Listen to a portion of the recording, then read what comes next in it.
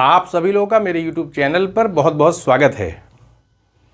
ये जो भी वीडियो आपके सामने प्रस्तुत किया जाता है आप लोगों के प्रेम और सहयोग का ही परिणाम होता है।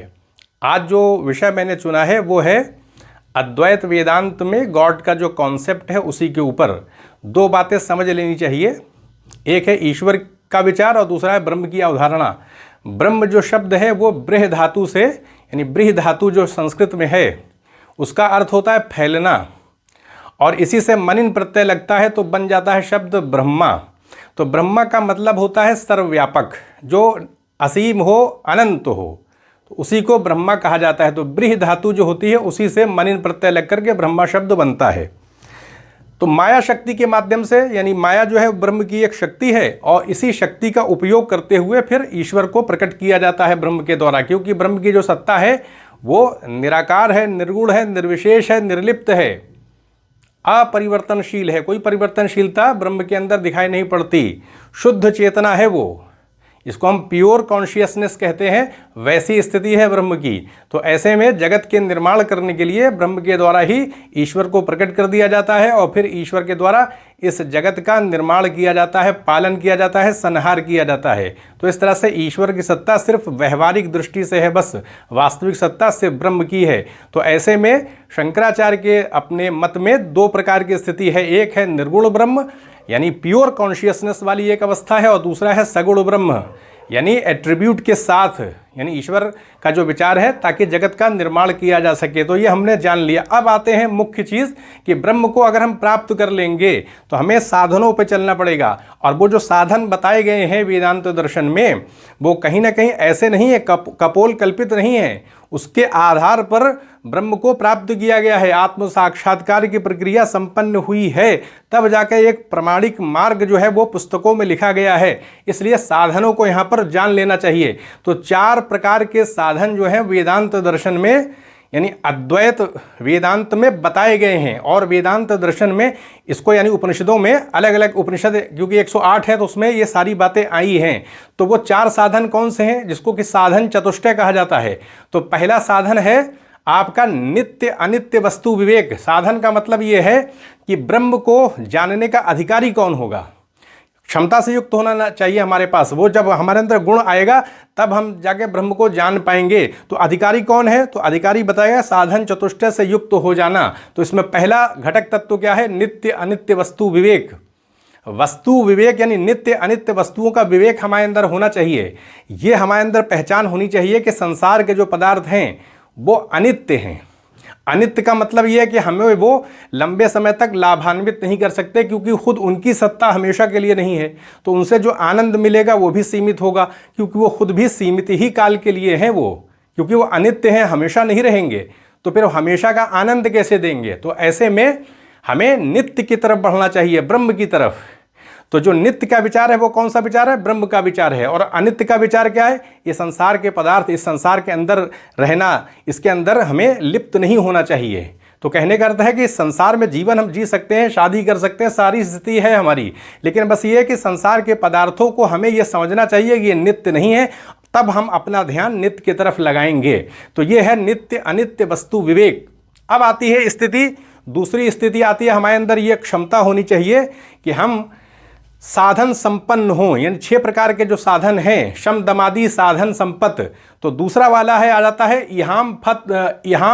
यहाँ मूत्रार्थ फल भोग विराग, यानी इस संसार के यानी ये लौकिक और पारलौकिक जो हम कह सकते हैं कि सुख के साधन हैं। जैसे स्वर्ग के अंदर विभिन्न प्रकार की चीज़ें हैं, तो स्वर्ग का जो सुख है उसका विचार मन में नहीं आना चाहिए, और लौकिक जो साधन है, जो सुख की सारी चीज़ें हैं, उनमें भी हमारा मन नहीं होना चाहिए। जब हम ब्रह्म को जानने का प्रयास कर रहे हैं तो लौकिक और पारलौकिक सुखों से हमारा मन एकदम साफ रहना चाहिए। तो इसीलिए यहाँ उत्तरार्थ फल भोग विराग, यानी इस संसार के और पारलौकिक जो सुख हैं उनसे हमारा मन हट जाना चाहिए। तो ये दूसरी प्रकार की हम कह सकते हैं कि ये शक्ति हमारे अंदर होनी चाहिए, क्षमता होनी चाहिए। तीसरी प्रकार की है वो है शम दमादि साधन संपत्त। इसमें 6 प्रकार के घटक तत्व आ जाते हैं।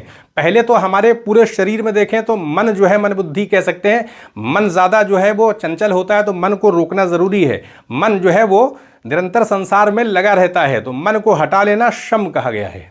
अगर हम मन को नहीं हटाएंगे तो ब्रह्म को कैसे जान सकते हैं। अब हम ब्रह्म को जानने बैठे, कुछ दिन हमने ध्यान किया, उसके बाद फिर संसार में लग गए, तो जब हम संसार में फिर लगे तो फिर क्या होगा, यानी अस्थिरता नहीं, स्थिरता की स्थिति नहीं होगी। हम बीच बीच में भंग कर रहे हैं चीज़ों को, कुछ समय संकल्प करते हैं उसके बाद टूट जाता है। क्यों? क्योंकि हमने मन को नियंत्रित नहीं किया है। तो पहला जो घटक तत्व है वो मन को नियंत्रित करना, ताकि हमारा ध्यान हमेशा ब्रह्म की तरफ लगा रहे।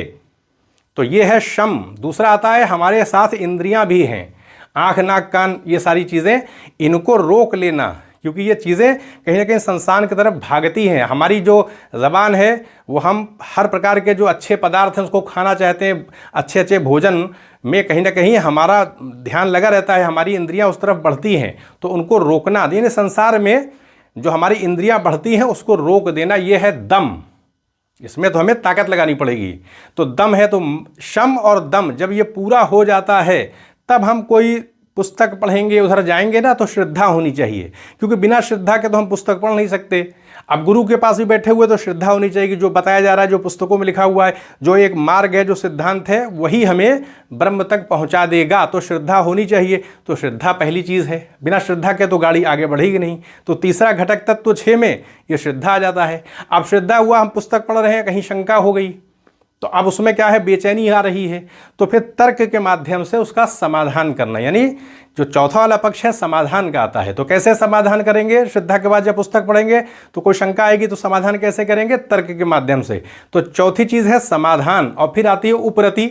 अब हम लगातार लगे हुए अध्ययन कर रहे हैं, शंकाओं का समाधान भी कर रहे हैं, लेकिन फिर अचानक क्या है कि विषय वासना पैदा हो गई, क्योंकि हम तो संसार में रह रहे हैं ना। तो जैसे ही विषय वासना पैदा हो गई उसी को उपरति कहा जाता है, यानी विषय वासना से दूर रहना। क्योंकि अगर विषय वासना पैदा हो गई, मन में विचार आ गया विषयों का, तो फिर प्रारंभिक अवस्था में ही हम चले जाएंगे और फिर इंद्रियां उस तरफ कहीं ना कहीं दौड़ जाएंगी, क्योंकि मन में विचार आ चुका है वासना का, तो इंद्रियां भी उधर जा सकती हैं, ऐसी संभावना रहेगी। तो इसलिए उपरति का मतलब ये है कि विषय वासना से खुद को दूर रखना, तब निरंतरता हमारी बनी रहेगी। और उसके बाद फिर अंतिम हमारा पक्ष आ जाता है, वो क्या आएगा? वो आएगा तितिक्षा का, यानी जिस भौगोलिक परिवेश में हम ये ब्रह्म को जानने का प्रयास कर रहे हैं, उसमें सर्दी भी हो सकती है, गर्मी भी हो सकती है, उसको सहन करने को ही तितिक्षा कहा जाता है। क्योंकि जो भी हम कार्य करेंगे किसी न किसी भौगोलिक वातावरण नहीं करेंगे। हो सकता है हम अफ्रीका में हो तो बहुत ज़्यादा गर्मी पड़ती हो, हमारा मन हटे, क्योंकि ध्यान हमको लगाना है, सारी चीज़ें हमें मन दम शम दम सारी चीज़ें करनी है। तो इसके लिए हमारे अंदर ये भावना रहनी चाहिए कि हमें गर्मी को भी सहना पड़ेगा, सर्दी को भी सहना पड़ेगा। ये चीज़ें जब आ जाएंगी, इसी को कहा जाता है शम दमादि साधन संपत्ति। फिर आ जाती है विचारधारा आपकी अंतिम, वो है मुमुक्षुत्व की। मुमुक्षुत्व का मतलब है कि हमें मोक्ष प्राप्त करने की तीव्र इच्छा होनी चाहिए। ये जो साधन, 4 प्रकार के साधन है, इन्हीं को कहा जाता है साधन चतुष्टय। तो पहला वाला क्या है? नित्य अनित्य वस्तु विवेक। दूसरा वाला है इहाम उत्तरार्थ फल भोग विराग, यानी लौकिक और पारलौकिक सुखों से अपने को हटा लेना। और फिर तीसरा वाला पक्ष आएगा आपके शम दमादि साधन संपत्ति। और चौथा है आपका मुमुक्षुत्व होना चाहिए, मोक्ष प्राप्त करने की तीव्र इच्छा हमारे अंदर होनी चाहिए। तो ये हमने साधन चतुष्टय को देख लिया। अब हम आते हैं ज्ञान मार्ग को, कि जो वेदांत दर्शन में, अद्वैत वेदांत में जो ज्ञान मार्ग है वो किस रास्ते पर चलता है, यानी कौन कौन से घटक तत्व हैं जिसको अपना करके हम ज्ञान मार्ग पर चलेंगे। तो अब उसको देख लेते हैं। तो उसमें सबसे पहला आता है श्रवण करना। श्रवण का मतलब है किसी ऋषि मुनि के पास, योग्य गुरु के पास बैठ करके श्रवण करना। वो उपदेश देंगे, खुलासा करेंगे, जो भी उपनिषद में जो बातें आई हैं, जो मंत्र हैं, श्लोक हैं, वो उसकी व्याख्या करेंगे, हमें उसको सुनना है। फिर सुन करके फिर क्या करना पड़ेगा?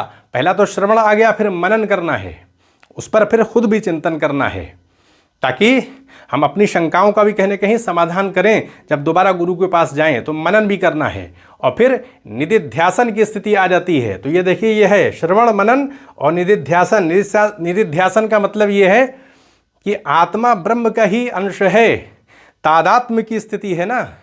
तो इस तादात्म्य का लगातार चिंतन करना कि आत्मा ब्रह्म की ही मतलब ब्रह्म का ही अंश है, इस बात को लगातार सोचना कि ब्रह्म और आत्मा में तादात्म्य की स्थिति, इसको लगातार चिंतन करते रहना। लगातार करने से क्या होता है कि वही फिर अवस्था, यानी हमको ज्ञान हो जाता है, आत्म साक्षात्कार की प्रक्रिया इसी विचार को लगातार करते करते करते अभ्यास करते करते वैसे ही इंसान हो जाता है। तो ये हमें निधिध्यासन करते रहना चाहिए, क्योंकि वेदांत दर्शन में बताया गया है कि जो जीव है यानी जो आत्मा है वो ब्रह्म का ही अंश है, ब्रह्म से अलग नहीं है। और जगत की जो सत्ता है वो व्यवहारिक है, मायाजन्य है, कोई वास्तविक सत्ता नहीं है, प्रातीतिक है, प्रतिबिंब है, विवर्त है। जैसे हम दर्पण में अपनी तस्वीर देखते हैं तो वो वास्तविक नहीं होती है, क्योंकि माया ब्रह्म को ही अन्य रूप में प्रकट कर देती है।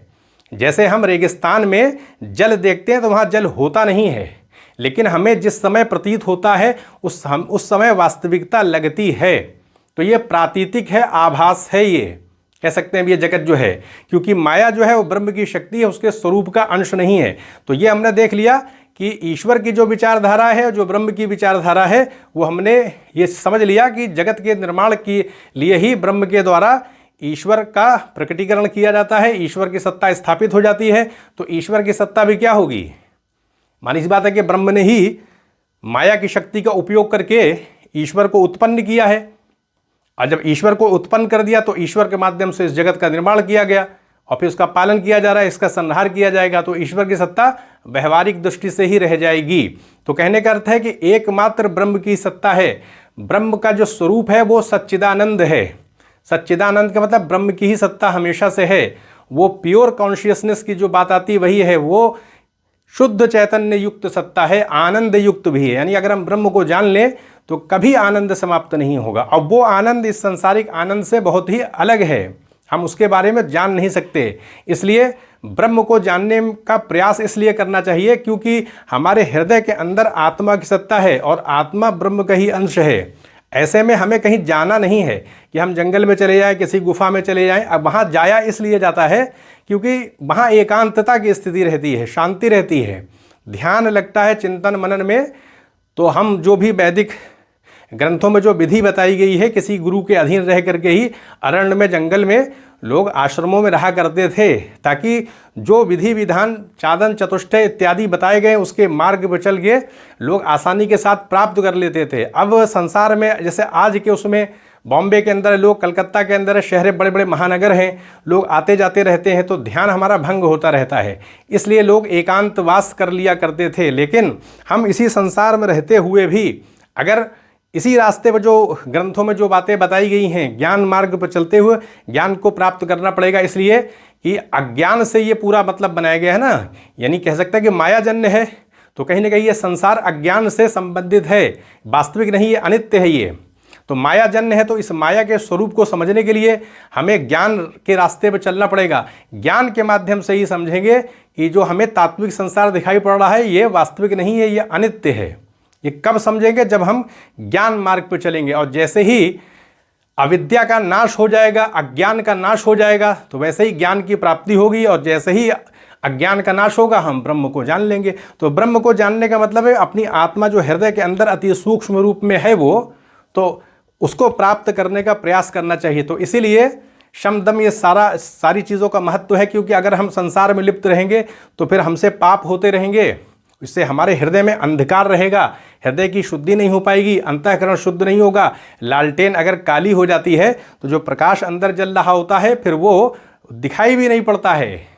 तो इसलिए ज़रूरी है कि हम अपने मन को, अपनी इंद्रियों को कंट्रोल करें, श्रवण करें, मनन करें, निधिध्यासन करें, सारी चीज़ें जो साधन चतुष्टय में आई है उसको पूरा करें, और फिर ज्ञान मार्ग पर चलते हुए हम आत्म साक्षात्कार की प्रक्रिया को पूरा करेंगे। हम अपनी आत्मा को, यानी आत्मा को हम जान लेंगे। जैसे ही आत्मा को जानेंगे, क्योंकि आत्मा ब्रह्म का ही अंश है, तो हम ब्रह्म को जान लेंगे, और जैसे ही जान लेंगे हमको मोक्ष की प्राप्ति हो जाएगी। तो इसलिए शंकराचार्य के दर्शन में मोक्ष की प्राप्ति ज्ञान से है। बिना ज्ञान प्राप्त किए हुए हम मोक्ष प्राप्त नहीं कर सकते, जबकि रामानुजाचार्य भक्ति पर आधारित करते हैं। लेकिन शंकराचार्य का कहना है कि यह संसार क्योंकि मायाजन्य है, अज्ञान से निर्मित है, तो अज्ञान का विनाश तो सिर्फ ज्ञान से ही हो सकता है। तो इसलिए हमें इस संसार की वस्तुओं के चरित्र को समझना पड़ेगा। जब हम ये समझ लेंगे कि संसार की वस्तुएं अनित्य हैं, तब हमारा मन संसार की वस्तुओं से हटेगा, और फिर हम नित्य जो वस्तु है, नित्य जो सत्ता है, ब्रह्म की सत्ता, उसके तरफ अपना ध्यान लगा पाएंगे, और फिर हमें मोक्ष की प्राप्ति होगी, और हम ऐसा आनंद प्राप्त करने में सफल हो सकेंगे जो कभी नष्ट नहीं होता। तो ये विचारधारा जो कि अद्वैत वेदांत में शंकराचार्य की थी, उसे आपके सामने संक्षेप में रखने का प्रयास किया गया। तो यहीं पर अनुमति दें। चैनल को सब्सक्राइब भी करें, शेयर भी करें। आप सभी लोगों का बहुत बहुत धन्यवाद।